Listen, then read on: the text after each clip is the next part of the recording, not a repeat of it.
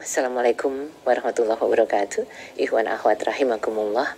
Alhamdulillah wa syukurillah atas karunia Allah yang senantiasa dan selalu melimpahkan rahmat, taufik dan hidayahnya kepada kita, bisa bersama-sama di acara perlindungan anak yang hadir setiap 2 kali Senin sekali. Dan tidak lupa tentu saja salam salawat kita lantunkan kepada junjungan umat kekasih kita Muhammad Rasulullah SAW beserta keluarga dan kerabatnya. Insya Allah ya, kita akan dipertemukan di saat-saat yang sangat kita rindukan kelak di yaumil akhir. Untuk hari ini seperti biasa, Dr. Hamid Patilima, Eskrim MSIP sudah siap untuk kita. Kita sapa beliau. Assalamualaikum warahmatullahi wabarakatuh. Waalaikumsalam. Apa kabar Bunda? Alhamdulillah. Cerita kemarin dari Tangsel gimana? Mayan. Selalu berbagi, persuasi dan memotivasi adalah kegiatan Dr. Hamid yang luar biasa. Dan untuk hari ini, apakah gerangan yang akan kita bahas? Insya Allah kita akan berbagi cerita bagaimana menjadi seorang ayah dan bunda yang hebat untuk melakukan asesmen kepada anaknya melalui teknik wawancara. Jadi memang banyak metode untuk asesmen yang dibahas kali ini, terkait dengan asesmen itu dengan metode wawancara, dan utamanya untuk ayah bunda yang tentunya sangat sayang kepada buah hati. Akan kita simak, mudah-mudahan kita bisa menjadi ayah bunda sesuai dengan yang dirindukan anak-anak. Oke, Pak Hamid silahkan. Baik, terima kasih Bunda Nuning.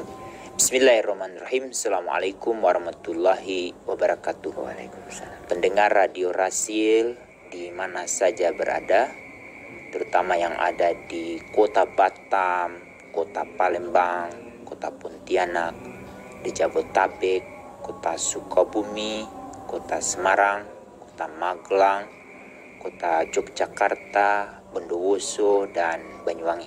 Insyaallah hari ini kita akan berbagi satu informasi yang sangat penting.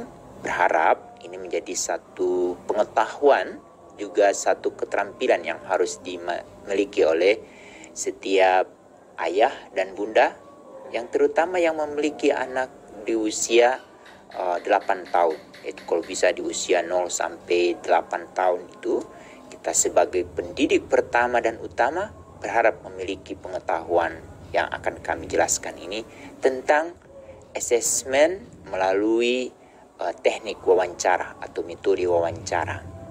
Bunda Nuning, penjelasan kita 2 minggu lalu terkait dengan metode observasi, ini sebetulnya lanjutannya. Jadi kalau di dalam proses pengamatan, sebetulnya kita sudah mulai bertanya-tanya kepada anak kita terkait dengan ada hal-hal yang perlu kita ketahui dan ada hal-hal yang ingin kita dalami. Proses pendalaman inilah yang akan kita lakukan melalui metode wawancara. Ayahanda dan bunda, sesuai dengan peraturan pemerintah nomor 4 tahun 2022. Jadi peraturan pemerintah ini baru sekali.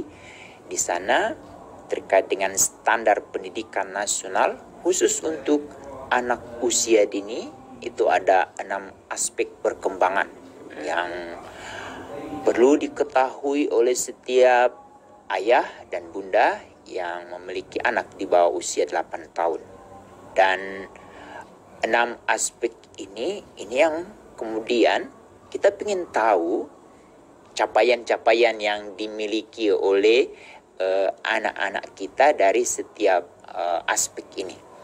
Dengan kita mengetahui capaian dari anak kita, insya Allah kita otomatis merasa sudah melakukan upaya untuk pencapaian itu. Tapi bagaimana kalau kita mengetahui dari 6 aspek perkembangan itu, capaiannya itu belum sesuai dengan harapan?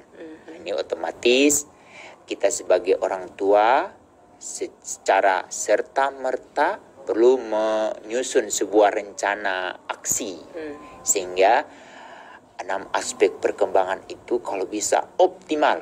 Dan Bunda Nuning, kita selalu mengharapkan anak kita menjadi anak yang memiliki keunggulan. Yang keunggulan ini kemudian akan menjadi kekayaan dari anak kita saat dia memasuki usia dewasa. Kita tidak perlu banyak khawatir karena anak kita sudah memiliki keunggulan yang kemudian menjadi modal dasar dia untuk melanjutkan kehidupan dia, baik itu di lingkungan di mana dia tinggal, di mana dia bermain bersama teman-temannya, kemudian dia bersosialisasi dengan anggota masyarakat yang lain, atau pada suatu waktu dia memasuki lapangan kerja, anak ini benar-benar sudah kuat dan dia sudah memiliki kemampuan yang di atas rata-rata kalau bisa, yang kemudian anak ini tangguh dan dia memiliki kepercayaan diri dia. Ini yang kemudian sebagai ayah dan bunda ini harus mengetahui. Untuk mengetahui 6 aspek perkembangan ini, salah satu metode yang akan kita gunakan adalah metode atau teknik wawancara.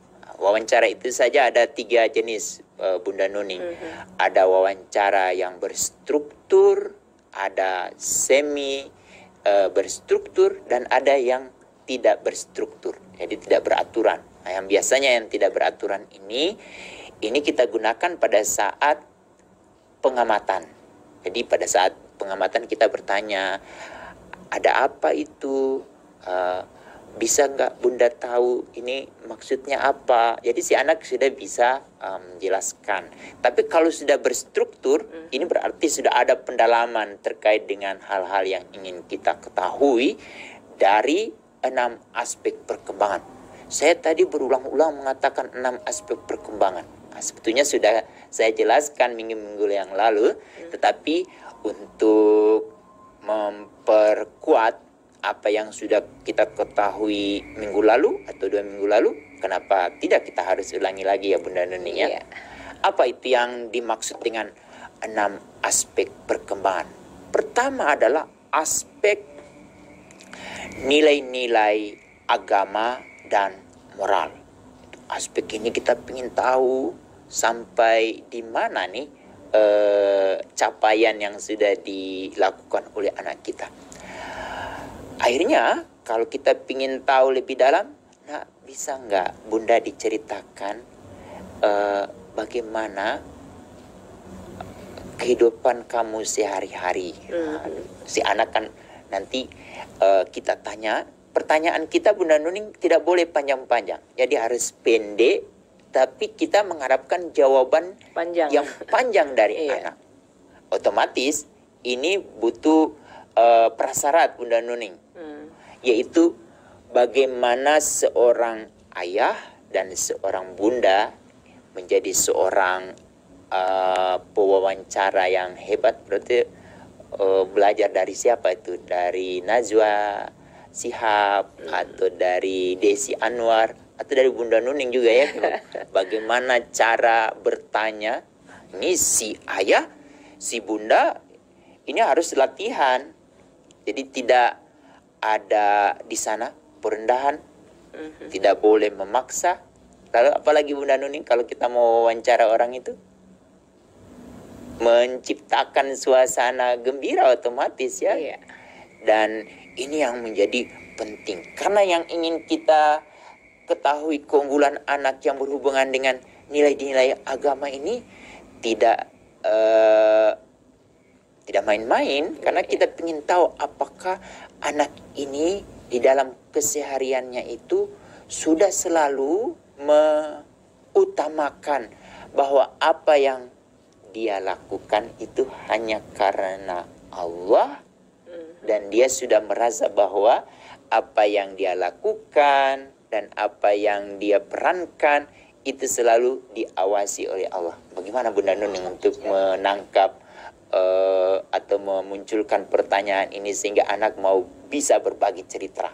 Nah, ini tergantung dari cara ayah dan bunda. Kalau bisa sudah mulai disimulasikan, dan kalau bisa sudah mulai dilakukan oleh setiap ayah dan bunda di rumah masing-masing. Hanya untuk mengetahui apakah anak kita itu sudah benar-benar sudah dekat tidak dengan Allah. Kalau dia sudah dekat, otomatis dia akan selalu meminta sesuatu itu kepada Allah. Itu yang sekarang kita dengar istilah doa. Nah, jadi doa itu kan meminta. Jadi anak itu tidak lagi takut atau tidak perlu repot-repot atau apa. Ini menjadi penting Bunda Nuning. Sejak usia kapan ya tadi ukurannya itu di bawah 8 tahun. Jadi si anak itu sudah mulai kita tanya dan berharap si anak dengan kepercayaan diri dia meyakinkan kepada bundanya bahwa setiap pertanyaan yang dia jawab itu sudah melalui sebuah proses berpikir dia, dan otomatis itu sesuai dengan apa yang dia alami dan apa yang sudah dia lakukan Bunda Nuning, itu yang kemudian akan meluncur dari mulut manis anak kita terkait dengan apa yang dia pahami terkait dengan aspek nilai-nilai agama. Ini kalau dia sudah sholat, dia sudah mulai mempraktikkan berbagai aturan-aturan agama, itu sudah bonus bagi kita ya. Bagi kita. Tapi yang paling utama dia sudah mengenal siapa yang memberikan napas, memberikan makan kepada dia. Nanti jawabannya kan yang nyuapin bunda aku. Itu kalau masih seperti itu berarti belum. Ini coba. Dan itu utamanya di golden age 0 sampai 8 tahun ya. Karena di usia 0 sampai 4 tahun itu 50% kalau bisa aspek perkembangan nilai agama itu sudah 50% untuk kehidupan dewasa dia nanti. Itu sudah terbentuk Bunda Nuning. Usia 0 sampai 4 tahun. Ini coba ayah Anda dan Bunda ini perlu mendapat perhatian bagaimana caranya nih. Nah, ini hanya ayah dan bunda yang berpengetahuan dan memiliki keterampilan dan otomatis memiliki sikap mengutamakan kepentingan terbaik bagi anak inilah yang akan terus menerus. Lalu kemudian Bunda Nuning usia 5 sampai 8 itu 30%. Jadi totalnya 80% Bunda Nuning apa yang kita lihat hari ini pada anak-anak dewasa kita itu terbentuk di usia 0 sampai 8 tahun. Nah, bagaimana kalau itu tidak kita upayakan sejak dari awal? Akhirnya dia akan mengalami kesulitan mengenal siapa Tuhannya pada saat di usia 9 tahun. Itu juga kita lihat Bunda Nuning ada dia kayaknya ogah sholat, terus sholat saja harus didorong-dorong, harus apalagi pakai pengancaman. Itu mengancam anak itu udah bisa pidana Bunda Nuning. Sekarang tidak dibenarkan hal seperti itu. Harus kita persiapkan nih. Kita wawancara, kita dalami. Pertanyaannya kita harus benar-benar kita susun yang mudah dipahami oleh anak kita. Tergantung dari ayah dan bunda. Tidak perlu harus saya detailkan. Saya serahkan kepada kemampuan ayah dan bunda di rumah untuk melakukannya ini. Itu yang terkait dengan nilai-nilai agama. Nilai-nilai agama ini kalau sudah kuat Bunda Nuning, ini akan terlihat dia yang kedua. Di poin kedua di aspek pertama itu adalah nilai-nilai moral. Kita tanya, nah kalau misalnya nih suatu waktu kamu hanya ada sendiri di rumah, lalu kamu lapar, ada makanan nih, memang benar-benar enak, tapi tidak ada pemiliknya. Masa mau dimakan? Ini bagaimana caranya kita? Jadi Ini sampai ke pertanyaan detail seperti itu, berharap ya kita akan mendapatkan informasi dari anak, dari Bun, nanti kalau itu terjadi pada diriku, aku akan bertanya dulu ke siapa nih. Lalu memang kalau sudah darurat, ya aku harus kemana. Itu akhirnya nanti ada simulasi antara pembicaraan bunda dan anak, atau ayah dan anak itu sendiri. Ini kalau benar-benar terekam Bunda Nuning, berharap anak-anak kita moralnya atau karakter atau yang diharapkan kita dari setiap anak itu kan akhlak Bunda Nuning. Kalau sudah kuat ihsannya, otomatis akhlaknya, otomatis moralnya ini. Yang sekarang kita pakai istilah yang ada di masyarakatnya, moral aja. Moral ini benar-benar kita coba dalami dari anak kita. Bagaimana kalau selama ini kita tidak pernah wawancara kepada anak kita? Kita cuma tanya, udah makan belum? Udah cuci kaki belum? Nah, ini sekarang memang kita harus benar-benar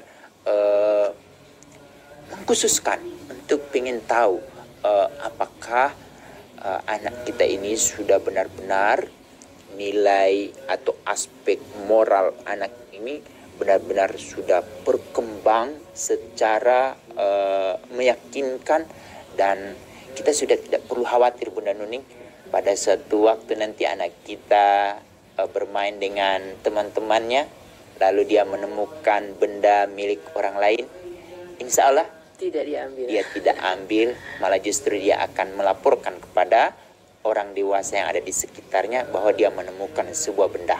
Nah ini yang pingin kita coba tahu kedalamannya itu melalui wawancara.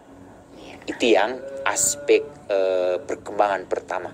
Aspek perkembangan kedua ini agak sedikit memaksa, karena ini baru diperkenalkan pada tahun ini, dan ini masuk di dalam peraturan pemerintah nomor 4 tahun 2022, yaitu nilai-nilai Pancasila. Benar Nuning dulu ikut penataran P4 kan? Iya. Itu ada 36 butir-butir Pancasila. Itu harus dihafal oleh setiap peserta penataran P4, baik itu di tingkat SMP. Kemudian kita lanjutkan lagi waktu di tingkat SMA. Waktu di kuliah saya ikut 100 jam Bunda Nuning. Satu minggu kita ikut penataran P4, asik mendengarkan penjelasan dari penatar. Yang juga perlu kita tanyakan, apakah dia sudah mempraktikkan tidak 36 butir itu? Walk the talk enggak gitu ya. Dan kita harus hafal. Sekarang tidak. Jadi pemerintah mendorong, karena ini sudah diperjuangkan oleh pendiri bangsa dan juga sudah dikuatkan oleh para alim ulama, dan setiap saat di Radio Rasil itu selalu diperdengarkan terkait dengan Haji Agus Salim menjelaskan sebuah informasi terkait dengan Pancasila. Hari ini setiap ayah dan bunda ini kalau bisa coba masih hafal Pancasila. Sila satu, ketuhanan yang Maha Esa. Bagaimana setiap sila, dari sila 1 tentang ketuhanan, lalu sila 2 tentang kemanusiaan, sila ketiga tentang persatuan, sila keempat terkait dengan musyawarah, lalu sila kelima tentang keadilan sosial. Ini coba kita dalami melalui wawancara kepada anak kita di bawah usia 8 tahun. Ini menjadi pekerjaan baru. Ini sebetulnya yang harus dilakukan oleh seorang yang mendapat status sebagai pendidik, guru. Sekarang guru yang paling utama siapa Bunda Nuning? Ayah ibu. Ayah ibu itu langsung mendapatkan ijazah, status itu dari Allah. Negara pun juga meyakini bahwa ayah dan bunda adalah sebagai pendidik pertama dan utama Yang melakukan asesmen yang utama siapa Bunda Nuning? Otomatis ayah dan bunda, bukan menteri harus meminta-minta. Ayah bunda sekarang yang utama itu adalah asesmen nasional yang disampaikan oleh Nadiem Makarim. Sekarang ini pekerjaannya, idealnya itu yang harus melakukan ini adalah siapa Bunda Nuning? Ayah dan ibu. Ayah dan ibu. Untuk itu bersyukurlah ayah dan bunda yang hari ini mendapat informasi ini. Ini sebetulnya materi untuk mahasiswa S2, tapi sekarang diberikan untuk ayah dan ibu. Jadi ini kuliah 1 semester, tapi diperas hanya di sesi ini untuk mendalami asesmen wawancara, metode wawancara. Nah, bagaimana kita mewawancarai? Apakah sila pertama ini benar-benar anak sudah memahami tidak, sudah mendalami tidak? Muncul pertanyaan balik dari anak, bunda aja belum. Itu berarti ada otokritik yang disampaikan oleh anak kita. Berarti ini yang perlu mulai kita perlu kehati-hatian. Kemudian kemanusiaan, lalu persatuan, lalu kemudian terkait dengan terkait dengan bermusyawarah. Nah, bagaimana kalau kamu menghadapi satu masalah, lalu itu harus kita putuskan bersama-sama, bagaimana kamu melakukannya? Nah, itu kan kita akan dengar cerita dari anak kita Bunda Nuning. Biasanya kalau aku lihat dari ayah ya, ayah selalu bertanya kepada bunda, lalu bunda selalu tanya kepada anak. Nah, di situ kan si anak sedang bercerita bahwa dia sudah mendapatkan kesan bahwa di rumahnya itu memang praktek-praktek terkait dengan bermusyawarah itu sudah menjadi berlangsung menjadi keseharian dari keluarga itu.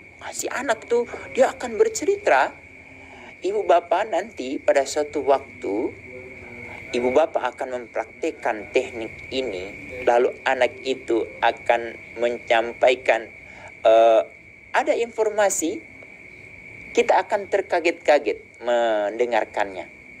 Menurut kita tidak pernah menyampaikan ini, tetapi kok meluncur dari mulut anak kita. Itu karena hasil didikan dari ayah dan bunda, dan anak kita adalah perekam yang baik. Dia merekam itu dari berbagai bacaan, dari berbagai yang dialami, dan direkam dari berbagai yang dia rasakan. Itu yang kemudian terekspresikan dari mulut dia saat kita menyiapkan waktu khusus untuk mewawancarai anak kita. Ini menjadi penting. Kemudian apa nih yang ketiga? Kalau aspek nilai Pancasila sudah terekam dengan lengkap, wah ini otomatis yang ketiga ini perlu kita dalami benar-benar. Apakah anak kita itu sudah mampu membedakan tidak? Kecil, besar, warna, kemudian ukuran, lalu volume, besar, kecil, tinggi, rendah, lalu apa lagi? Halus, kasar, dan si anak itu sudah bisa memetakan. Tapi yang perlu juga kita ketahui, karena setiap hari bunda mungkin di dapur banyak mempresentasikan isi dapur kepada anak kita. Kita juga ingin tahu nih. Nah, tahu nggak proses satu butir beras itu dari mana? Nanti kalau si anak itu, bunda, kalau aku dengar dari penjelasan bunda, cerita bunda, kayaknya beras itu diawali dari menanam padi di sawah oleh petani, lalu kemudian padi itu dirawat, dipupuk, lalu banyak cerita yang dengan bahasa anak otomatis ya Bunda Nuning ya.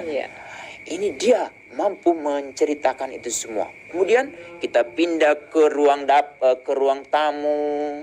Apa saja yang ada di ruang tamu itu kita tanyakan, kamu tahu tidak pot bunga itu yang Bunda beli dari mana? Anak akan cerita. Lalu kemudian ruang makan, ruang tidur, apalagi Bunda Nuning, halaman rumah. Di halaman rumah itu coba ayo kita identifikasi masing-masing tanaman di sini.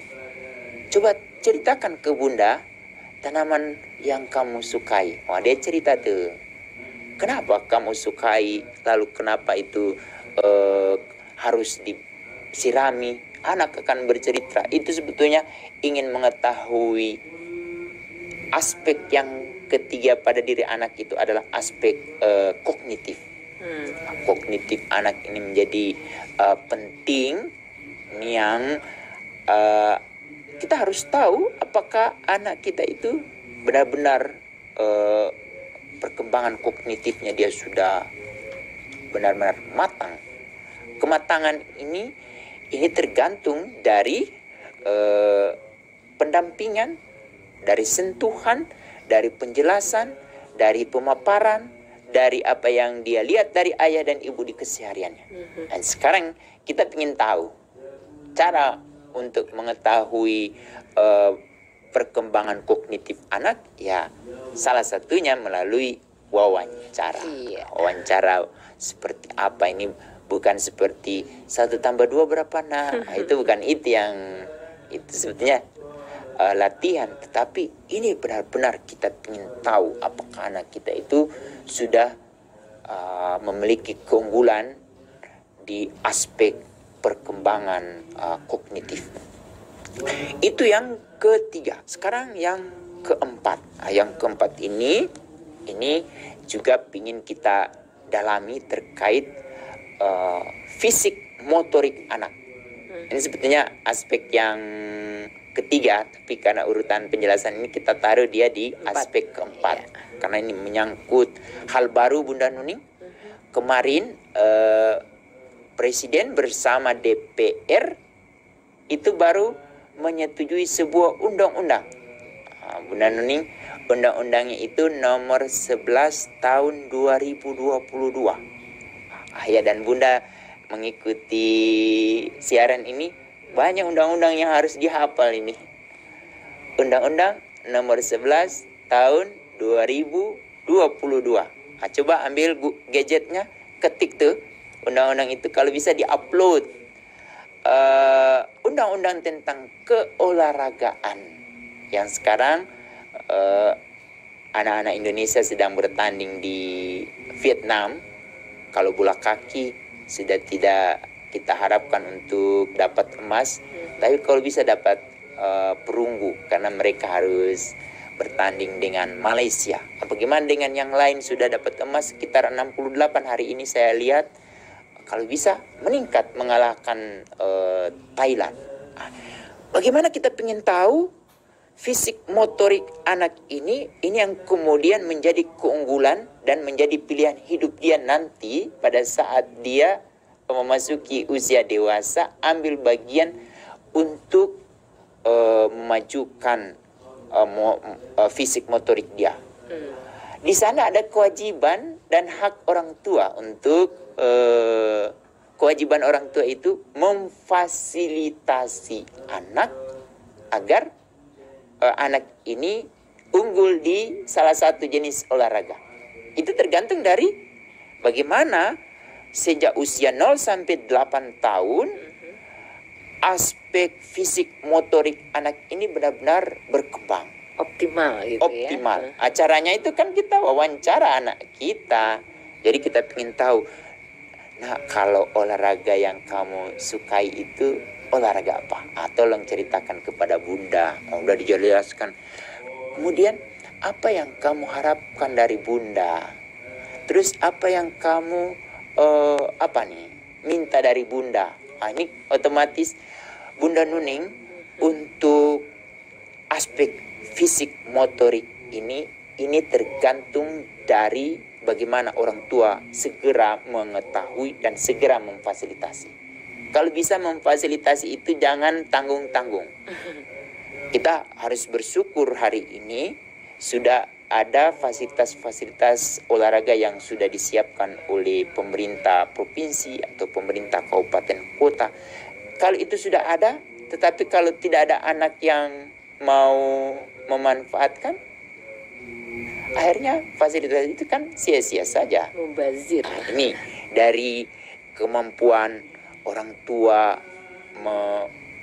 mewawancara, mengakses anak kita di aspek fisik motorik ini yang kemudian ya minimal akan melahirkan anak-anak yang berkualitas di bidang olahraga dari rumah kita masing-masing.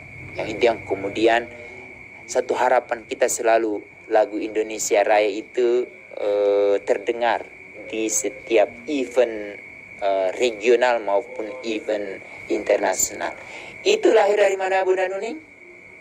Dari ayah dan bunda yang hebat yang sejak dari awal mengamati aspek perkembangan fisik motorik anak, kemudian dia lanjutkan dengan mewawancarainya. Iya, apalagi kalau pas terdengar lagu Indonesia Raya, ayah ibu nyontohin jangan main-main, jangan bercerita, jangan ngobrol, simak dengan baik. Itu lebih mantap lagi, apalagi setiap jam 9 di Radio Razil ada 3 stansa diperdengarkan. Nah, itu yang kemudian mendorong, memotivasi anak kita. Bunda Nuning, kalau sudah kita ketahui keunggulan anak kita di fisik motorik, anak mau minta apa, otomatis kita pingin adakan. Banyak orang tua pingin invest kepada anaknya, tapi anaknya tidak memiliki keunggulan itu, akhirnya anak terpaksa. Tapi sekarang dengan kita wawancarai, kita ketahui jenis fisik motorik mana yang mau dia kembangkan. Tidak cukup olahraga, Bunda Nuning. Aspek motorik itu juga untuk tari-tarian, lalu untuk menciptakan karya seni yang unggul, yang indah. Itu tergantung dari fisik motorik. Kalau fisik motorik itu sudah terdeteksi dari usia 0, lalu dikuatkan sampai usia 8 tahun, itu kemudian nanti dilanjutkan di usia 9 tahun dengan berbagai latihan. Kuncinya hanya ada di latihan dan fasilitasi. Jadi akhirnya anak unggul di salah satu cabang olahraga kah, atau anak unggul di salah satu gerakan seni, atau menghasilkan karya-karya yang hebat dari melukis, menggambar, apalagi Bunda Nuning membutuhkan fisik motorik itu membuat ini membatik, apalagi menganyam, susun menyusun balok, membuat patung atau apa. Itu semua dari hasil pembacaan ayah dan bunda yang hebat. Untuk itu kalau kita belum memiliki pengetahuan, keterampilan yang cukup untuk mewawancarai anak ini, ya kalau bisa kita dalami pengetahuan.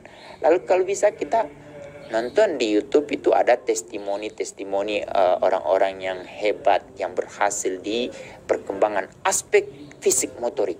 Jadi ayah ibu belajar dulu sebelum ya, itu harus. Jadi keren banget ya. Karena menjadi pendidik pertama dan utama, sebetulnya guru besar untuk anak-anak kita itu adalah ayah, ibu, dan bunda yang sesungguhnya. Tapi karena kita tidak percaya diri, akhirnya anak kita titipkan di PAUD, kita titipkan di SD, di SMP. Yang konsep homeschooling itu sebetulnya kuncinya ada di ayah dan ibu. Meskipun kita juga tidak bisa menafikan bahwa kesibukan ayah ibu bikin kita harus nitipin, tapi dengan peran yang tadi Pak Hamid sampaikan akan sangat lengkap ya. Iya, dan ini jadi kalau dia dapat informasi baru, yang selalu muncul itu wajah ayah, wajah ibu. ini kan aku pernah dengar Dapat dari ayah. ayah dulu, sekarang aku mendapatkan informasi. Itu aspek yang keempat. Nah, ini kita wawancara, kita amati. Kan dari proses pengamatan itu kan membuat kita ingin ada satu ketagihan untuk mau mendalami. Jadi kuncinya dulu di pengamatan dulu Bunda Nuning, kemudian kita ke tahap wawancara ini. Kemudian aspek yang kelima. Aspek kelima ini adalah aspek perkembangan bahasa anak. Karena anak itu selama 2 tahun selalu mendapatkan sentuhan bundanya pada saat mengakses air susu ibu, itu pasti anak akan mendengarkan cerita kecil dari bundanya dengan penuh kelembutan. Nah, ini yang kemudian akan tercermin pada diri anak kita. Dia akan sama juga akan mengeluarkan kata-kata yang dia pilih, yang penuh kelemah lembutan, dan dia tidak pernah mengeluarkan kata-kata yang menyakiti orang lain. Itu yang kemudian kalau di proses pengamatan kita jumlahkan, ada beberapa item yang positif, otomatis juga kita ingin dalami itu dia dapat dari mana. Lalu kemudian ada yang kata-kata negatif yang keluar juga, itu juga perlu kita ketahui dia mendapatkan itu saat di mana dan siapa yang menyampaikannya. Lalu kemudian apa tanggapan dia kalau mendengarkan kata-kata negatif itu. Dan selanjutnya kita perlu tanya juga bagaimana kalau dia pernah menyerap informasi negatif itu, apakah perlu tidak diekspresikan melalui mulut dia atau melalui tangan dia pada saat dia bermain dengan temannya, atau pada saat dia disuruh oleh bundanya atau disuruh oleh orang ayahnya. Itu kita perlu tahu. Kan anak itu juga akan mengeluarkan kata-kata positif atau negatif tergantung dari apa yang dia baca, apa yang dia alami, dan apa yang dia rasakan. Nah, ini lewat ini memang benar-benar salah satu kegiatan yang perlu dipikirkan secara matang oleh setiap ayah dan bunda. Karena kita ingin tahu orang tua mana yang menerima nanti informasi dari luar bahwa anaknya itu berkata-kata yang tidak elok, tidak pantas. Tapi pasti setiap orang tua akan senang mendapatkan informasi dari tetangganya bahwa anaknya itu sangat disenangi oleh siapa saja, oleh orang tua, orang dewasa, atau oleh teman-temannya, karena anaknya itu selalu berbicara dengan pilihan kata-kata yang membuat orang lain tidak tersinggung atau tidak tersakiti. Bunda mau milih yang mana? Yang menyenangkan atau membuat resah? Yang pertama lah. Nah, otomatis berarti kita perlu wawancara mendalam. Tapi kalau sekali waktu kita mendapatkan hal yang meresahkan kita, juga perlu juga kita ingin dalami. Anak itu mendapatkan informasi seperti itu dari mana? Itu akhirnya Bunda Nuning lengkaplah menjadi seorang ayah dan seorang bunda kalau kita mengetahui perkembangan anaknya ini secara utuh dan lengkap melalui metode wawancara. Apakah ini penting? Yang dapat menjawab kami serahkan kepada ayah dan bunda. Tetapi sebagai orang yang terus mendorong ini, berharap ini menjadi kemampuan dari setiap ayah dan bunda, harus memiliki pengetahuan yang lengkap, lalu memiliki keterampilan, otomatis sikap. Ini yang harus kita coba. Ayahanda dan bunda, aspek bahasa ini yang paling tinggi adalah terakhir dalam bentuk tulisan. Tapi sebelum tulisan itu juga adalah kemampuan anak mendengar, itu juga menjadi penting. Kemampuan anak berbicara itu juga menjadi penting. Lalu kemudian yang menjadi utama, kalau bisa dia sudah bisa mengekspresikan dalam bentuk tulisan. Karena tulisan itu Bunda Nuning lahir dari proses yang sangat berstruktur dan melewati beberapa tahap. Pertama, otomatis dari ingatan dia, lalu kemudian itu dilewatkan melalui tangan dia, lalu kemudian itu keluar di dalam kertas melalui tinta yang sudah dia pilih. Dan itu yang kemudian Bunda Nuning, kemampuan berbahasa selanjutnya adalah dia kemudian membacakan orang semua paham dengan apa yang dia tulis dan apa yang dia ucapkan. Tetapi yang paling menjadi ciri khas itu adalah sentuhan bundanya. Yang penuh dengan kasih sayang, kelemah lembutan. Itu otomatis Bunda keluar dari ekspresi bahasa dia. Nah, ini benar-benar kita wawancara mulai usia berapa Bunda Nuning? Nah, itu di bawah 8 tahun kalau bisa kita sudah mulai. Kalau belum, ya buatlah, kita agendakan, tapi harus melalui pengamatan dulu.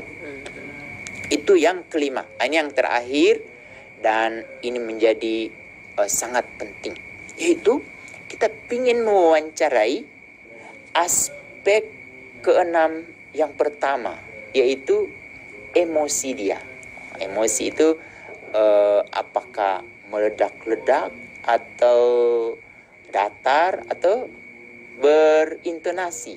Ini tergantung dari kita menangkapnya. Apakah anak kita itu mudah marah, senyum, gembira, apalagi Bunda Nuning untuk menunjukkan dia itu benar-benar emosi dia temperamental. Seperti apa itu? Nah, itu juga kita harus dalami. Kayaknya ayah dan bunda tidak pernah berkata-kata yang agak intonasinya agak tinggi, tetapi kok si anak begini. Dari hasil pengamatan kita itu yang terekam. Hasil rekaman kita itu yang kemudian perlu kita konfirmasi kepada anak kita. Dia itu mendapatkan intonasi seperti itu dari mana? Nggak taunya jawabannya. Waktu kemarin papa sama mama kan ribut kayak gitu. Jadi itu, atau mungkin dia lihat di sinetron atau di mana. Itu yang kemudian akhirnya kita tahu ini hal-hal apa yang perlu kita perbuat dan hal-hal apa yang perlu kita antisipasi melalui wawancara ini. Semua Bunda Nuning kita akan peroleh. Apalagi kalau wawancaranya itu dari hati ke hati. Terus tidak ada yang mengintervensi. Dilakukan di ruangan yang hanya berdua. Ya. Ayah dan anak sendiri melakukannya. Kemudian bunda dan anak melakukannya. Lalu kemudian hasilnya otomatis akan didiskusikan oleh ayah dan bunda. Ternyata kalau aku dapat informasi dari anak kita itu seperti ini. Ini kata ayah. Terus kata bunda, kayaknya hampir sama, tetapi aku mendapatkan pesan yang lain. Akhirnya mereka berdua berdiskusi, lalu kemudian sudah mulai menyusun strategi untuk mengasah beberapa ketertinggalan atau menguatkan yang sudah maju. Itu yang kemudian anak kita benar-benar menjadi individu yang kita harapkan. Ini dari aspek keenam yang pertama ini, emosi benar-benar kita harus menangkap ini Bunda Nuning. Dari emosi ini kita kan ada juga sedikit kekhawatiran. Bila pada suatu waktu anak ini bersama temannya, lalu kemudian kita sudah ketahui dia mudah tersinggung, kita perlu tahu nih, nah kenapa kamu udah tersinggung? Itu biasanya akan tertelusur Bunda Nuning lebih detail itu. Dia punya pengalaman. dia pernah direndahkan, atau pernah dicemooh, atau pernah, itu semua akan terbongkar. Jadi kita bisa ya minimal untuk psikolog untuk anak kita ya, kan pasti kalau kita ke ruangan psikolog, apa Bunda Nuni? Anak kita akan diwawancarai dan psikolog menjadi pendengar yang setia, kemudian akan mengeluarkan sebuah rekomendasi. Nah, sekarang itu semua akan dilakukan oleh ayah dan bunda. Oleh bunda. Ini menjadi penting. Lalu kemudian aspek keenam yang kedua, ini sosial. Jadi perkembangan sosial Bunda Nuni itu juga tergantung dari yang tadi. Kalau dia sangat tidak mudah marah, otomatis dia disenangi oleh teman-temannya. Untuk aspek perkembangan sosial ini harus diawali dulu untuk melakukan pengamatan Bunda Nuni. Pengamatannya di mana saja Bunda Nuni? Di rumah. Di rumah dulu bagaimana sosial anak kita ini. Apakah dia mudah berkenalan?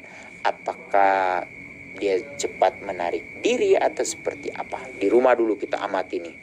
Kemudian di tempat dia bermain.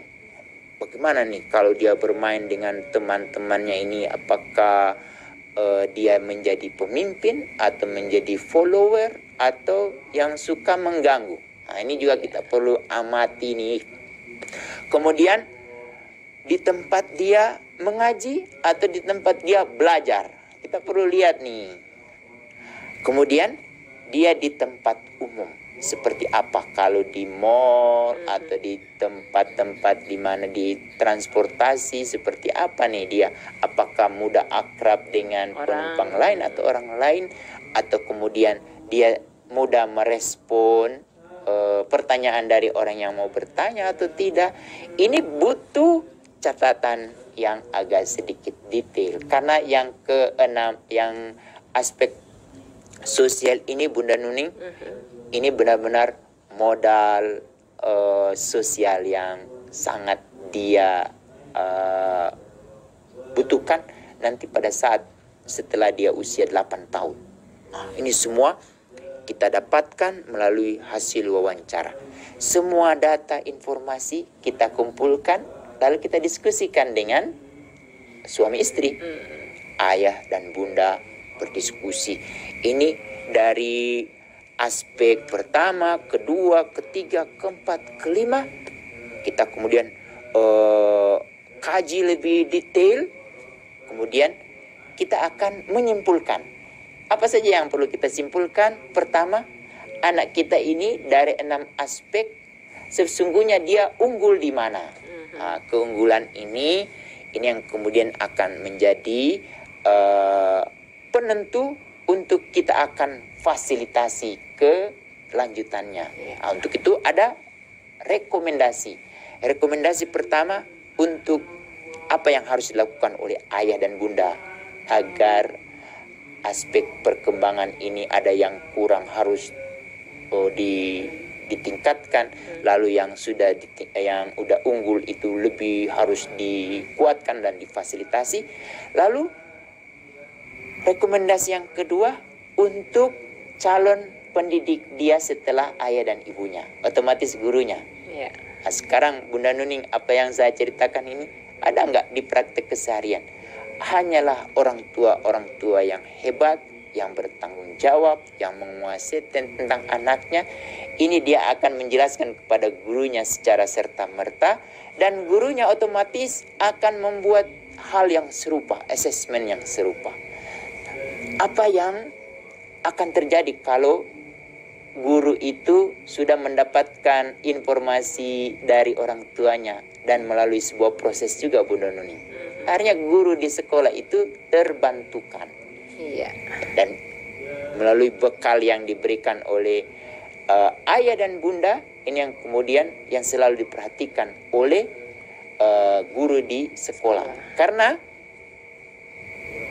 konsep ini untuk memastikan anak sebagai pusat, guru sebagai fasilitator, berarti guru harus memfasilitasi tentang keunggulan anak, bukan lagi memaksakan hal-hal yang dari luar untuk dihafal oleh anak atau harus diupayakan oleh anak. Tapi intinya bagaimana keunggulan anak yang sudah kita ketemukan ini yang kemudian difasilitasi, dioptimalkan, dan itu menjadi jalan hidup dari anak kita di kehidupan yang akan datang.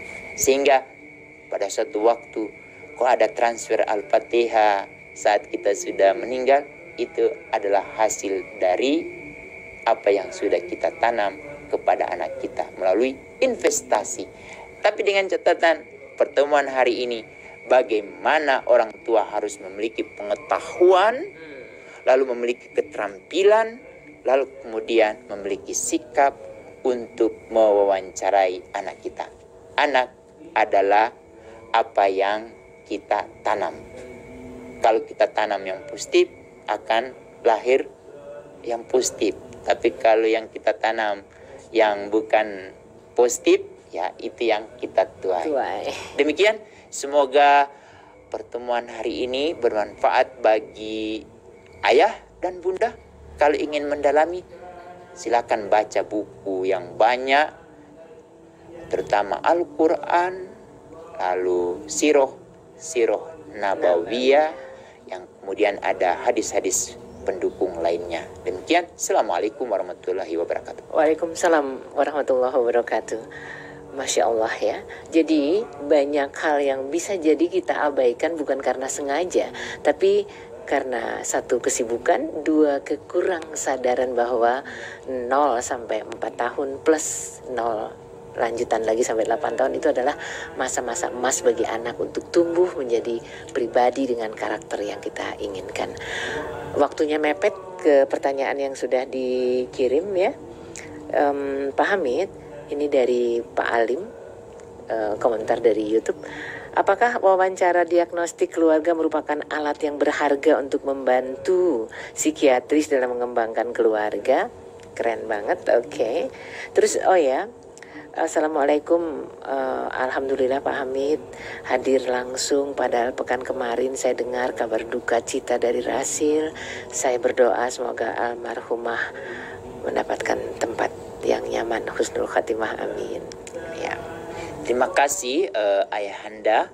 Saya juga mengucapkan terima kasih kepada semua pendengar Rasil yang sudah mengirimkan doa khusus untuk almarhum istri kami Sri Wahyuni binti Ngajo Marsio dan dukungannya. Semoga pendengar mendapatkan balasan yang serupa dari Allah Subhanahu wa Ta'ala, terutama kesehatan. Ya, benar apa yang Bapak sampaikan, itu yang menjadi penting, yang kita sadari itu tidak banyak dilakukan oleh setiap orang tua, apalagi kalau orang tua merasa itu yang nanti akan dilakukan oleh pendidik di sekolah, sehingga kita tidak tahu perkembangan anak kita, sehingga pada suatu waktu kita akan merasa kalau ada catatan dari guru tentang anak kita, seakan-akan kita mau menolaknya. Ada juga kita terima. Denial ya. Ya. Tapi kalau itu sejak dari awal kita ketahui dan itu menjadi bahan analisis kita untuk mendampingi anak kita, insya Allah sejak dari awal anak kita sudah benar-benar kita temukan. Dan dia mau kemana, itu yang kemudian memotivasi kita untuk bekerja untuk memfasilitasi kebutuhan dari anak kita. Kan kita bekerja, Bunda Nuning, kalau sudah kita tahu, misalnya kalau kita mau ke Jakarta dari Surabaya, apa yang harus kita persiapkan? Air, minum, uang. Lalu jenis transport apa yang mau kita pilih? Mau kereta, mau bis, atau mau pesawat. Itu otomatis ada hal-hal yang kita investasikan. Sekarang anak kita ini sejak dari awal sudah kita baca. Kita belajar dari Montessori, lalu itu didalami oleh Ki Hajar. Tapi sebetulnya kalau kita mendalami Rasulullah sebagai pendidik pertama dan utama untuk para sahabat, itu sebetulnya banyak hal-hal yang dapat kita pelajari dari beliau sebagai pendidik umat yang juga lengkap dengan metode. Salah satu yang ditekankan itu yang juga perlu mendapat perhatian itu adalah mengamati anak, lalu kemudian kita dalami untuk menjadi dasar kita mendiagnosi atau menganalisis keunggulan dari anak kita, dan ada hal-hal hambatan apa yang pada diri anak kita itu ya kita akan ketahui. Sejak kapan? Ya dari usia 0 sampai 4 tahun itu kita ingin tahu 50% aspek perkembangan anak itu sudah tercapai atau belum. Kalau sudah tercapai berarti kita sudah merasa ambil bagian menjadi orang tua untuk menginvestasikan anak kita. Kemudian yang kedua, usia 5 sampai 8 tahun 30%. Kita dapat lagi, kayaknya sudah 80% dari 6 aspek perkembangan anak ini sudah optimal. Kita tidak perlu khawatir lagi pada saat anak memasuki usia 9 tahun, di usia kelas 3 SD, lalu sampai kelas 3 SMA atau SMK, dia menjadi individu yang benar-benar meyakinkan diri kita bahwa anak kita sudah berkembang secara optimal. Ini menjadi poin penting. Terima kasih Ayahanda, dan semoga dari pernyataan sebetulnya sudah mulai terlihat bahwa itu juga sudah dilakukan. Tetapi kalau ini dilakukan oleh setiap orang tua, negara ini sudah terbantukan, dan seharusnya negara membayar apa yang sudah diupayakan oleh orang tua, karena orang tua telah menyediakan SDM yang berkualitas dari rumah masing-masing orang tua, yang dalam hal ini mendapat status sebagai pendidik pertama dan utama. Masya Allah. Ya, sayang sekali ikhwan akhwat, waktunya sudah sampai di penghujung. Mungkin 1-2 closing statement yang membuat kami menjadi lebih semangat. Ya, terima kasih. Pertama, coba dalami peraturan pemerintah nomor 4 tahun 2022. Di sana ditekankan ada 6 aspek perkembangan. Lalu kemudian kita coba mulai iseng Bunda Nuning mengumpulkan informasi aspek perkembangan, nilai-nilai agama dan moral itu seperti apa. Kita ikuti, role modelnya adalah Nabi Ibrahim mengenal Tuhannya. Kemudian untuk moralnya kita mulai dalami tentang kehidupan keseharian Rasulullah waktu masih kecil. Kemudian yang kedua terkait dengan nilai-nilai Pancasila. Kita buka iseng-iseng apa aja nih 36 butir Pancasila.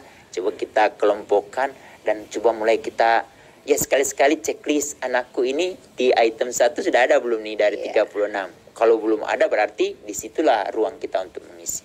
Kemudian aspek kognitif, fisik motorik, bahasa, lalu kemudian terkait dengan sosial emosional. Itu yang pertama. Yang kedua, tolong baca Undang-Undang nomor 11 tahun 2022 tentang keolahragaan.